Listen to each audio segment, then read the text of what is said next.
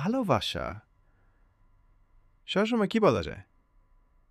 না বলা অনুভবগুলো কি হারিয়ে যায় সময়ের স্রোতে নাকি রয়ে যায় একখানা চিঠির শেষ লাইনে? আজ স্ট্রেট ফ্রম বেঙ্গলে আমরা নিয়ে এসেছি এক অসাধারণ, নীরব অথচ গভীর প্রেমের গল্প। চিঠির অন্তিম লাইন। একটা পুরনো কাঠের বাক্স, কিছু হলুদ হয়ে যাওয়া কাগজ, আর এক আজীবনের না বলা ভালোবাসা। এই গল্প শুধু অতীতকে খোঁজার নয়, এ এক আত্মার ছোঁয়া যা পৌঁছে যায় সময়ের সীমা পেরিয়ে। তাহলে চলুন ডুবে যায় এই না বলা প্রেমের গল্পে, একটা চিঠির পাতায় লুকিয়ে থাকা হাজারটা অনুভবের মাঝে। সকালবেলা উত্তর কলকাতার একটি পুরনো দোতলা বাড়ি। বারান্দায় বসে চা খাচ্ছিলেন অরিন্দম। হঠাৎই ঠাকুমার পুরনো ঘর পরিষ্কার করতে গিয়ে একটা কাঠের বাক্স পেল সে।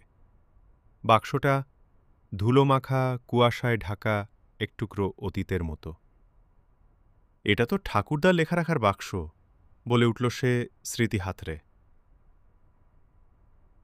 বাক্সটা খুলতেই পুরনো কাগজপত্র, কিছু চিঠি আর একটা হলুদ হয়ে যাওয়া খাম পড়ে রইল। চিঠিটা ছিল ইংরেজিতে লেখা, তবে তাতে বাংলা শব্দের ছোঁয়া ছিল। প্রেরকের নাম লেখা ছিল অমৃতা। অরিন্দম চমকে উঠল। ঠাকুরদা প্রফুল্লর মৃত্যুর সময় সে ছোট ছিল। ঠাকুরদা ছিলেন স্কুল মাস্টার, অত্যন্ত মিতভাষী। কিন্তু এই নাম তো আগে কখনো শোনেনি সে। চিঠির উপরে লেখা ছিল, read only when the heart is ready. চিঠিটা খুলে পড়তে গিয়েও থেমে গেল সে। হঠাৎ কেমন যেন একটা গা ছমছমে অনুভূতি হচ্ছিল। এই চিঠি কি শুধুই এক স্মৃতি, নাকি কোনো না বলা অতীতের দ্বার খুলে যাবে এর মাধ্যমে? পরদিন সন্ধ্যা। অরিন্দম চিঠিটা হাতে নিয়ে ছাদে গিয়ে বসে। চারদিক নিস্তব্ধ। সে ধীরে ধীরে চিঠিটা খুলে পড়ে। প্রিয় প্রফুল্ল, তোমার থেকে দূরে থাকলেও হৃদয়ে আজও তুমি আছো। আমার বিয়ে হয়ে গেছে, তুমি জানো, কিন্তু ভালোবাসা কি সব সময় সমাজের নিয়মে বাঁধা পড়ে? আমি জানি তুমি কিছু বলনি, তবুও তোমার চোখে আমি দেখেছিলাম এক অপার ভালোবাসা। চিঠি পড়তে পড়তেই যেন একটা অন্য জগতে ঢুকে পড়ে অরিন্দম। অমৃতা নামের এই নারী কে ছিলেন? কেন এই চিঠি এত গোপন করে রাখা হয়েছিল? সে খোঁজ নিতে শুরু করল। ঠাকুমার কিছু পুরনো ডায়েরি, একাধটু গল্প, সব মিলিয়ে এক টুকরো চিত্র ফুটে উঠল। প্রফুল্ল আর অমৃতা একই স্কুলে পড়াতেন। সমাজের চোখে বন্ধুর সম্পর্ক, কিন্তু ভেতরে ছিল গভীর কিছু। তবে সেই সম্পর্ক কোনোদিন পূর্ণতা পায়নি। অরিন্দমের মনে হতে লাগল, হয়তো এই না বলা ভালোবাসা তার নিজের জীবনেও কোনো বার্তা দিতে চায়। অরিন্দম এবার সিদ্ধান্ত নিল, অমৃতার খোঁজ সে নেবেই। পুরনো ঠিকানা খুঁজে বার করল চিঠির খামে লেখা নাম ঠিকানা থেকে। দক্ষিণ কলকাতার এক পুরনো পাড়ায় পৌঁছল সে। অমৃতা সেন থাকতেন তো আগে এখানে, এখন থাকেন না। বছর 10 আগে মারা গেছেন, বলল এক বৃদ্ধা। অরিন্দম চুপ করে গেল। দেরি হয়ে গেছে। তবুও সে জানত এই যাত্রা থামার নয়।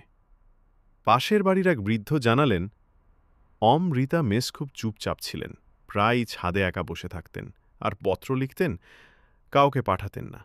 একদিন বলেছিলেন, আমার সব কথা কেবল চিঠিতেই থাকবে। অরিন্দম বুঝতে পারল, ঠাকুরদার সাথে অমৃতার সম্পর্ক যেন দুই নক্ষত্রের, যারা কাছাকাছি আসে ছুঁয়ে যায় না।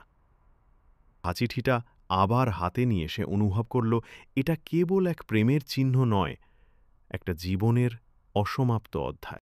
শেষ রাতে অরিন্দম জানালায় বসে চিঠিটা শেষবার পড়ল।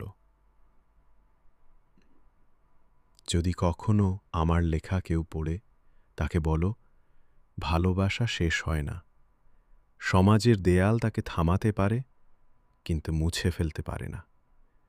যদি জন্ম হয় আবার, আমি চাই সেই জন্মে তুমি আমায় একবার শুধু বলো, চলো, আমি চলব।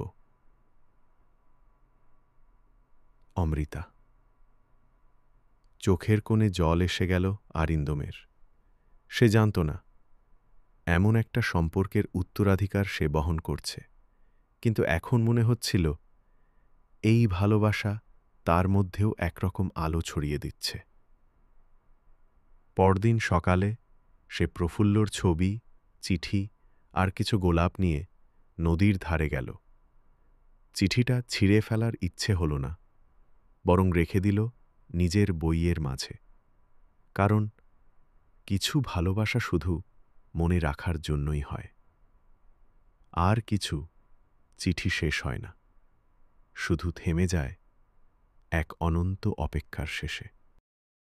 চিঠির অন্তিম লাইন ছিল তেমনই এক না বলা গল্প, যেখানে শব্দের থেকেও বেশি ছিল নীরবতা। ভালোবাসার থেকেও গভীর ছিল অনুভবের অভাবনীয় সত্য। আপনি যদি এই গল্পে নিজের কোনো অনুভব খুঁজে পান, তাহলে জানবেন এই গল্প শুধু প্রফুল্ল আর অমৃতার নয়, এই গল্প আমাদের সবার, কারো না বলা কথা, কারো জমে থাকা চোখের জল। স্ট্রেট ফ্রম বেঙ্গলে আমরা এমন গল্পই বলি যা শুধু শোনার জন্য নয়, অনুভব করার জন্য। ভিডিওটা ভালো লাগলে একটা লাইক দিন, কমেন্টে লিখে জানান চিঠির সেই শেষ লাইন আপনার কি মনে হলো। আর হ্যাঁ, এমন আরও বাংলা গল্প পেতে চ্যানেলটা সাবস্ক্রাইব করতে ভুলবেন না। আমরা আবার আসব হৃদয়ের কোণ থেকে তুলে আনা আরেকটা গল্প নিয়ে, শুধু আপনার জন্য।